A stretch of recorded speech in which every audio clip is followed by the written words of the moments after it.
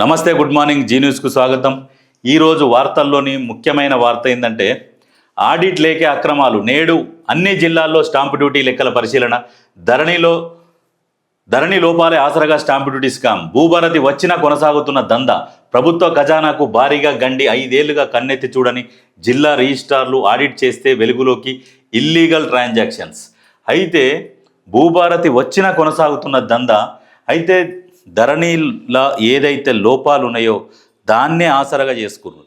సరే, ఇప్పుడు దొంగతనం చేసినోనికి మనకి ఈజీగా అలవాటు, ఎక్కడ లోపాలు ఉన్నాయనేది అవే దోలాడుతుంటాడు. ఫస్ట్ అది ధరణి అయినా భూభారతి అయినా ఇంట్లో ఏం లోపాలు ఉన్నాయని చెక్ చేసుకొని ఆ లోపాలని ఆసరగా చేసుకొని పెద్ద స్టాంప్ డ్యూటీ పెద్ద స్కామ్ చేసి పడేసారు.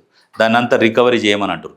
అయితే వాస్తవానికి మనం గతంలో కూడా దీని గురించి మాట్లాడినాం, ఎన్నోసార్లు గొంతు చించుకొని చెప్పినాం. ఏంటంటే ప్రభుత్వ భూములు మొత్తం కబ్జాకు గురైపోయినాయి.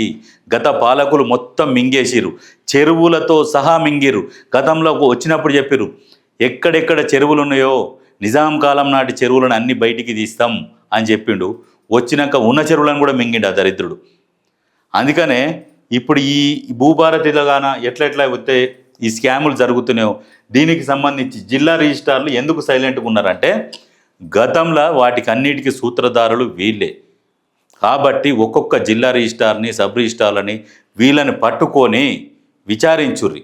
మీరు ఎవరెవరికి రిజిస్ట్రేషన్ చేసిర్రు, ఎన్నెన్ని భూములు ఎక్కడెక్కడ ఉన్నాయి, వాటి డీటెయిల్స్ ఏంది ఇస్తారా, లేకుంటే మేము ఎంక్వైరీ చేసినాక మళ్ళీ తర్వాత జైలుకు పోతారా అని చెప్తే ఖచ్చితంగా మొత్తం డీటెయిల్స్ ఇస్తారు ఎక్కడికక్కడ.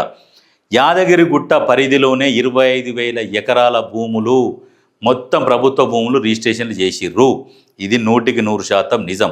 అక్కడ ఉన్న ఎంఆర్ఓలు కావచ్చు, సబ్ రిజిస్ట్రార్లు కావచ్చు, అందరిని పట్టుకొని విచారణ జరిపియండి. ఖచ్చితంగా దొంగలు దొరుకుతారు. ఏంది ఇది? ఎంత అంటే 1,00,000 కోట్లు అంటే గతంలో జగన్ని ఒక బ్లేమ్ చేసిర్రు. ఏంటంటే 1,00,000 కోట్ల దొంగ, 1,00,000 కోట్ల దొంగ అని బ్లేమ్ చేసిర్రు. కానీ ఇక్కడ మనము బ్లేమ్ కాదు, మనిషి కూడా ఒక్కొక్క 1,00,000 కోట్లు తిన్నారు. ఈజీగా ఒక 5 లక్షల కోట్లు తిని ఉంటారు వీళ్ళ కుటుంబం మొత్తం కలిపి. అంటే అంతగానం తెలంగాణని దోపిడీకి గురి చేసిరు. తెలంగాణలో ఏమీ లేకుండా చేసిరు. కాబట్టి ఖచ్చితంగా ఇప్పుడున్న ప్రభుత్వం కూడా సీరియస్గా ప్రజలని దృష్టిలో పెట్టుకొని, తెలంగాణను అభివృద్ధి దృష్టిలో పెట్టుకొని ఖచ్చితంగా ఇవన్నీ బయటికి తీసి వాళ్ళని పట్టుకొని అవన్నీ రికవరీ చేస్తే చాలా బాగుంటుంది. ఎందుకంటే తెలంగాణ సంపదని మీరు కాపాడిన వాళ్ళు అవుతారు.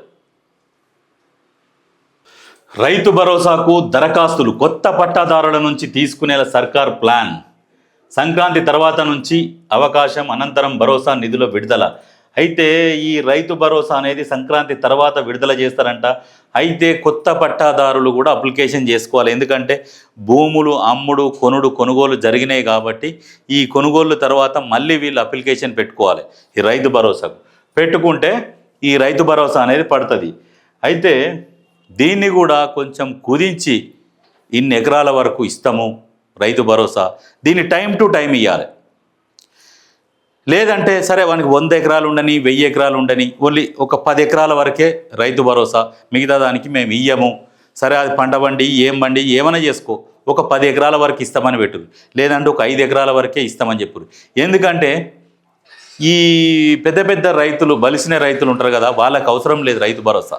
వాస్తవానికి ఆలోచన చేస్తే ఈ బక్క రైతులు, సన్నకారు రైతులు, ఇటువంటి వాళ్ళకు ఇస్తే సరే ఒక మేలు జరుగుతుంది. వాళ్ళకు వేరే ఆధారం లేదు, వాళ్ళు వ్యవసాయం మీదనే ఆధారపడి ఉంటారు. కాబట్టి 2 ఎకరాలు, 3 ఎకరాలు, 5 ఎకరాలు ఉన్న వాళ్ళు ఏంటంటే వ్యవసాయం మీదనే ఆధారపడి ఉంటారు. కాబట్టి వాళ్ళకి ఎంతో కొంత ఇస్తే మేలు జరిగినట్టు ఉంటుంది. కానీ 600 ఎకరాలు, 500 ఎకరాలు తొండలు గుడ్లు పెడితే గుట్టలకు, చెట్లకు, పుట్టలకు గతంలో ఇచ్చినట్టు అట్లా ఇవ్వకుండా కొంచెం కట్టడి చేసి ఇస్తే బాగుంటుంది.